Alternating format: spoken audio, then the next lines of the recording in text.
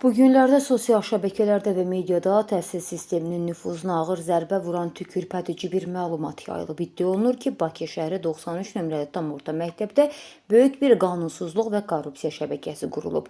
Bu oyunbazlığın başında isə məktəbin direktoru Xalidə İbrahimovanın dayandığı bildirilir. Təhsil Media Infonun məlumatına görə hadisənin anatomiyası çox sadədir. Məktəbin yekun qiymətləndirilməsində qəsdən qeyri-kafi, yəni 2 qiyməti yazılan bir şagird Dövlət İmtahan Mərkəzinin keçirdiyi rəsmi buraxılış imtahanına 5 qiymət alıb. Bu inanılmaz ziddiyyət sübut edir ki, məktəbdə qiymətlər real biliyə yox, şəxsi maraqlara görə yazılır. Məlumata görə hansı şagirdlər direktorla razılaşaraq rüşvət hesabına dərsə gəlmirsə, onların illik qiymətləri yaxşı və əla yazılır. Kim direktorun müqəddəs siyahısından kənar fərdi repetitor yanına gedirsə, rübrik və illik qiymətləri qəsdən aşağı salınır. Həmin şagirdlər sinifdə qalmaq təhlükəsi ilə üz-üzə qoyulur. Həll yolu isə sadədir. Valideyn əl-ayağa düşməli və minlərlə manatından keçərək direktorla dil tapmalıdır. İddialar bununla da bitmir. Xalidə İbrahimovanın Bakı şəhər üzrə təhsil İdarəsinin müdiri Nərminə Hüseynova ilə yaxın rəfiqəlik əlaqələri sayəsində toxunulmazlıq qazandığı bildirilir. Hətta ötən dərs ilində ona Bakı şəhəri 42 nömrəli məktəbin direktorluğu da tapşırılıb.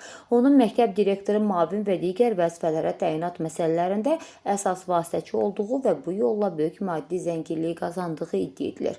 Müdda direktor Eşqi Bağırovun onu bir neçə dəfə zərərsizləşdirmək istədiyi, lakin Xalidə İbrahimovanın nazirlikdəki dayaqları və Nərminə xanımın yuxarı rəhbərlikdən aldığı dəstəklə bu qərarları bərtərəf etdiyi vurğulanır. Özünü yuxarıların qara kassası və etibarlı kadr kimi görən bu şəxs üçün şagird və müəllimlərin taleyi ilə oynamaq adi hala çevrilib.